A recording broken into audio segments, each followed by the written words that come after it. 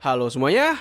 Oke, jadi film terbaru buatan Illumination yaitu Super Mario Galaxy Movie akhirnya rilis. Dan jujur aja, gue pribadi sebenarnya memiliki perasaan yang cukup campur aduk terhadap film ini. Di satu sisi, gue sangat penasaran dengan cerita kelanjutan dari animasi ini. Tapi di sisi lain, gue juga sudah menduga kalau ini bakal menjadi film yang biasa saja. Ya, mengingat film ini dibuat oleh studio yang tidak pernah berusaha untuk menciptakan suatu hal yang baru dan selalu bermain aman, tentu harapan kalau film ini bakal menjadi sebuah film yang luar biasa, itu jelas sangatlah mustahil. Belum lagi setelah melihat film terakhir mereka, yaitu Despicable Me yang keempat, yang mana itu merupakan salah satu film terburuk yang pernah mereka buat, tentu ada sebuah kemungkinan besar kalau film ini bakal memiliki kualitas yang tidak jauh berbeda atau bahkan sama persis seperti film sebelumnya. Dengan semua inilah, gue pun berusaha untuk menurunkan ekspektasi gue serendah mungkin ketika ingin menonton film ini. Dan benar saja, setelah menontonnya, gue bisa katakan kalau ini memang merupakan film yang sangat mediocre hingga bahkan hampir masuk ke dalam taraf yang sangat tidak bagus. Nah, memangnya seberapa kurangkah ini film dan bagaimana gambaran studio Illumination untuk kedepannya nanti lewat perilisan dari film ini? Well, untuk mengetahui hal itu, mari kita langsung masuk aja ke pembahasan dalam 3, 2, 1.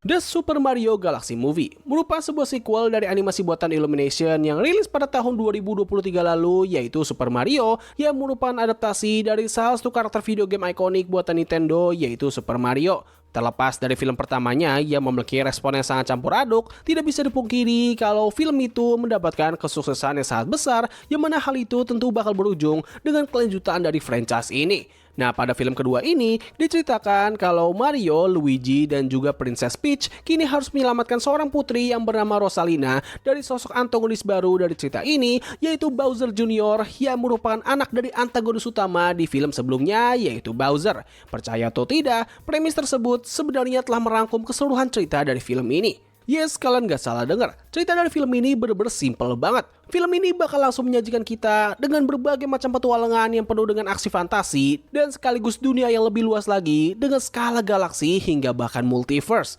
Oh iya, perlu ditekankan bahwa multiverse di sini bukan berarti bakal ada versi lain dari karakter utama kita, melainkan film ini akan bertindak sebagai jembatan dari seluruh film yang dibuat berdasarkan IP Nintendo. Hal ini bisa terjadi karena film ini menghadirkan salah satu karakter yang bernama Fox McCloud, yang mana karakter tersebut merupakan protagonis utama dari seri game Star Fox. Nah, kalau kalian berpikir gue baru saja memberikan sebuah spoiler berat, well, jangan salah sangka, karena nyatanya sebelum film ini rilis, Nintendo telah membocorkan soal keberadaan dari karakter yang satu ini. Gak tahu pasti kenapa mereka melakukan hal itu, tapi sepertinya mereka ingin menjadikan pengungkapan ini sebagai bagian dari marketing di film ini.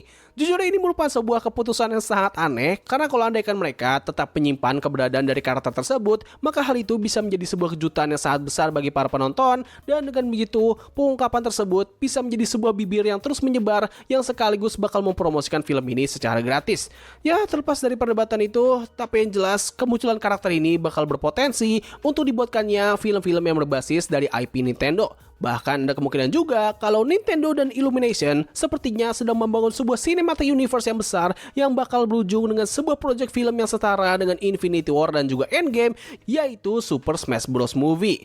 Tapi ya, melihat dari kualitas film terbaru ini, gue merasa kalau tujuan tersebut mungkin bakal agak sulit untuk bisa tercapai, ataupun kalau misalnya bisa, maka hal itu tidak akan disukai oleh banyak orang. Alasannya sendiri adalah karena film ini menjadi bukti kalau Illumination masih tidak akan pernah mencoba untuk berubah dan malah semakin merendahkan setiap karya yang mereka buat. Di saat banyak orang telah memberikan kritik kalau plot cerita dari film Despicable Me yang keempat sudah sangat buruk, well, mereka malah tidak belajar dari kejadian itu dan hal ini berimbas dengan kualitas dari film ini yang tidak begitu bagus.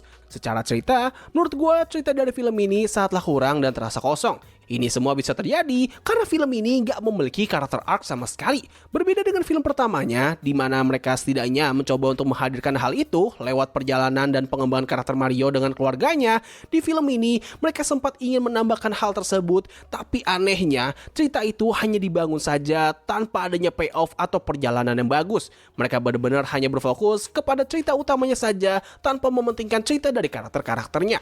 Ambil contoh, pada awal cerita, terdapat sebuah plot mengenai Mario yang ingin menunjukkan rasa cintanya kepada Peach, yang mana plot mengenai kisah cinta itu dibangun layaknya cerita anak-anak yang receh. Luigi tahu mengenai hal tersebut dan ia terus kali meledek dan mencoba untuk meyakinkan Mario untuk bisa mengungkapkannya. Tapi ya, dikarenakan kedua karakter ini memiliki cerita dan juga petualangan yang terpisah, kita nggak mendapatkan build up dan juga pembangunan yang bagus dari plot tersebut, hingga pada akhir cerita kita sudah ditunjukkan kalau Peach sepertinya memang memiliki perasaan suka kepada Mario, ataupun cerita dari karakter Peach dan juga Luigi yang benar-benar hampir kagak ada pengembangan sama sekali.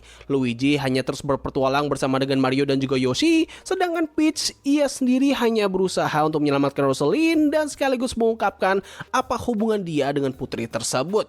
Nah, tapi tentu kalau kita membicarakan soal cerita yang paling buruk di film ini, maka gue nobatkan itu kepada karakter Bowser. Asli bro, ini karakter bener-bener berantakan banget. Cerita dari karakternya itu sangatlah aneh dan juga kacau, dimana pada awal film kita dibuat merasa tidak yakin apakah ini karakter benar-benar sudah berubah menjadi baik atau tidak. Nah, lalu pada satu titik ketika ia sudah kembali menjadi normal, terungkap kalau ternyata ia telah berubah menjadi sosok yang baik. Mereka nggak begitu memberikan penjelasan atau menunjukkan secara jelas kenapa sosok ini bisa menjadi seperti itu, selain adanya sebuah dialog yang menyebutkan kalau Bowser telah melewati rehabilitasi yang tidak pernah mereka tunjukkan bagaimana caranya. Pada awalnya, gue berpikir kalau karakternya ini hanya berpura-pura baik saja, lalu setelah itu ia akan mengkhianati Mario di tengah jalan nanti. Nah, tapi tidak lama setelah momen pengungkapan itu, kita malah ditunjukkan kalau sosoknya ini ternyata memang telah berubah menjadi karakter yang baik setelah ia mau mengorbankan dirinya agar Mario dan yang lainnya bisa melanjutkan misi mereka. Nah, tapi pada saat ia akhirnya bertemu kembali dengan putranya, disinilah ceritanya menjadi sangat berantakan. Ia awalnya terlihat ragu untuk bisa kembali lagi ke sisi yang jahat, dan bahkan ia sempat terlihat merasa bersalah ketika anaknya sempat hampir mengalahkan Mario dan juga kawan-kawannya. Nah, tapi tidak lama setelah itu, ia malah berubah menjadi jahat kembali setelah anaknya menunjukkan kalau ia berhasil mewujudkan impian mereka di masa lalu. Like, bro, ini apaan sih anjir? Karakternya tuh bener-bener gak konsisten banget. Kalau mereka memang ingin menunjukkan bagaimana Bowser bisa berubah menjadi baik, lalu berpindah lagi menjadi karakter yang jahat, ya setidaknya buatlah gitu alasan yang jelas dan masuk akal. Ini semua semakin diperparah, di mana film ini gak membawakan tema kekeluargaan ataupun fatherhood yang proper. Dari awal film, kita hanya diberitahu kalau si Bowser Junior ini ingin bisa membanggakan ayahnya, namun sampai pertengahan hingga akhir cerita, kita gak pernah ditunjukkan akan adanya motivasi yang jelas mengenai tujuan tersebut. Seharusnya, motivasi yang seperti itu dibangun dengan adanya konflik berupa si anak diremehkan atau diabaikan oleh ayahnya, ataupun si anak ditinggalkan oleh ayahnya. Nah, masalahnya di sini adalah mereka nggak pernah menjelaskan kenapa Bowser meninggalkan anaknya. Bahkan ketika Bowser sudah mengetahui keberadaan soal anaknya, dia justru malah langsung merasa bersalah karena telah meninggalkannya. Like, why? Kenapa arahnya jadi begini? Sumpah, gue bingung banget loh. Ini sangat ironis sih, karena masalah ini merupakan masalah yang serupa seperti yang dialami oleh film mereka sebelumnya, yaitu Despicable Me yang keempat. Cerita mengenai Gru dan juga anaknya itu gak dibangun dengan bagus dan bahkan terkesan kagak ada sama sekali. Ini menjadi semakin menyebalkan lagi, karena kalau kita mengingat kembali apa yang membuat film-film Illumination masih cukup bisa diterima terlepas dari kualitasnya yang biasa saja adalah karena cerita kekeluargaan ataupun fatherhood yang ditulis dengan cukup baik. Ya lu lihat aja lah film Despicable Me yang kedua dan juga ke-1. Itu kan film bener-bener berfokus kepada bagaimana menjadi seorang ayah yang baik kan. Dengan track record yang seperti itu, masa lu malah gak bisa gitu mempertahankan film-film berikutnya? Bukannya dibuat menjadi lebih baik, ini malah dihancurkan secara perlahan. Like, bro, come on man. Aduh. Dengan semua ini, pada akhirnya cerita dari film ini benar-benar terasa sangat kosong dan minim akan adanya emosi. Ceritanya benar-benar hanya berfokus kepada tujuan utamanya saja, yaitu menyelamatkan putri yang telah diculik dan tidak pernah berusaha untuk mendalami karakternya secara serius. Udah gitu, mereka juga terlalu mengandalkan kekuatan nostalgia dengan melemparkan berbagai macam easter egg dan juga referensi sebanyak mungkin. Hal ini mungkin bisa menghibur para fans garis keras dari game Nintendo, tapi buat orang-orang yang gak mengikuti IP ini sama sekali, mereka pastinya bakal menjadi sangat kebingungan dengan world building dari film ini dan juga banyaknya karakter yang mereka hadirkan. Pacing ceritanya yang sangat cepat mungkin bisa sangat menghibur untuk anak-anak, tapi dikarenakan film ini tidak memiliki jiwa dalam setiap karakternya, hal ini tentu bakal membuat beberapa penonton dewasa, terutama mereka-mereka yang suka berpikir kritis, akan merasa kalau ini film sangatlah membosankan. Nah, lalu apakah film ini tidak memiliki hal positif sama sekali? Oh, jelas tidak. Justru hal yang sedikit menyelamatkan film ini adalah dari kualitas animasinya. Kalau ada yang bilang kualitas animasi dari film ini sangat tidak bagus, gue berani jamin kalau orang itu pasti bohong atau memang sudah sangat benci terhadap Illumination hingga tidak mampu melihat secara objektif. Hal ini dikarenakan kualitas animasi dari film ini benar-benar bagus banget. Detail lingkungannya benar-benar imersif, pergerakan karakternya sangatlah ekspresif, dan tentunya adegan actionnya sangat heboh dan over the top. Tidak hanya itu saja, film ini bahkan juga menghadirkan berbagai macam gaya animasi yang bervariatif. Ketika gue berpikir kalau mereka hanya akan menampilkan film ini dengan full gaya komputer dan sedikit dua dimensi di beberapa momen saja, well, ternyata mereka menghadirkan beberapa gaya animasi lainnya, di mana salah satu yang menarik perhatian gue adalah puppet animation. Jujur aja, gue pribadi gak tahu pasti apakah gaya animasi ini menggunakan stop motion atau cut out animation, atau malah mereka sebenarnya menggunakan gaya komputer namun dibuat sebagus mungkin agar terlihat seperti boneka sungguhan. Tapi yang jelas, animasi boneka dari film ini sangatlah unik dan juga sekaligus menarik.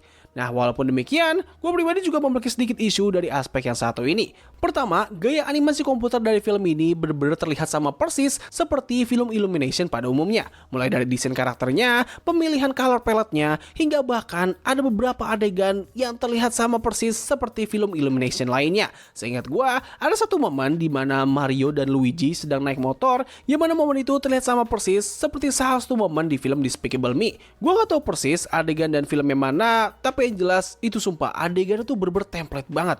Selain itu, isu lain yang gue miliki terhadap aspek ini adalah mereka terlihat seperti sedang pamer atau flexing kualitas animasi. Maksud gue di sini adalah mereka seperti sedang menunjukkan kepada kita kalau mereka bisa gitu loh membuat animasi yang sebagus dan seindah ini, tapi mereka nggak memperdulikan aspek yang lain. Beberapa contoh flexing atau pamer yang bisa gue ambil adalah terdapat cukup banyak adegan yang menampilkan seorang karakter yang sedang berpose keren sambil diikuti oleh sebuah ledakan di bagian belakangnya. Lalu ada juga momen transisi antara animasi komputer dengan gaya animasi lainnya yang hanya digunakan hanya sebagai bahan fanservice saja. Dan yang terakhir adalah adegan pertarungan yang sangat chaos namun gak memiliki ritme yang bagus hingga terkadang malah terlihat agak berantakan.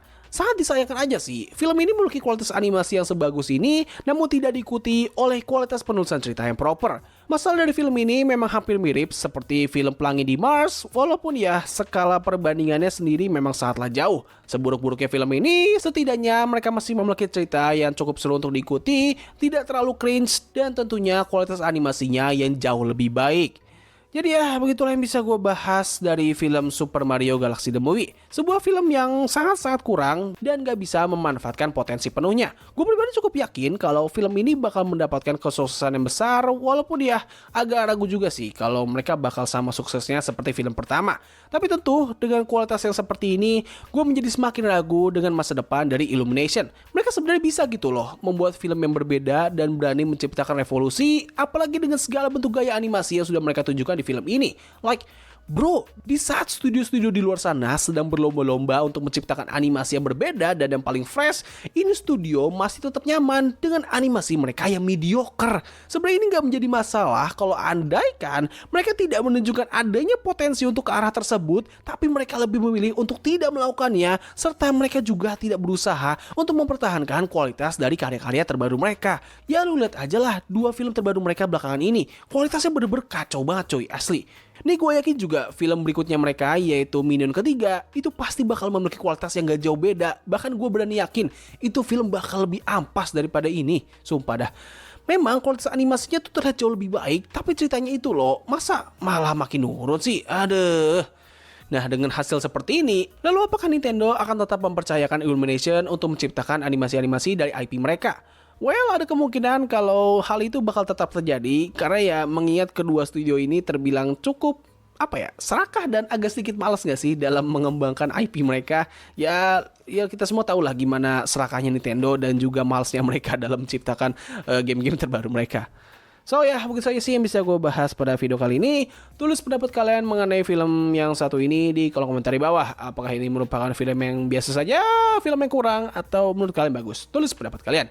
Jadi terima kasih atas waktu yang telah luangkan untuk menonton video gue. Gue undur diri, sampai ketemu lagi di video selanjutnya. Bye!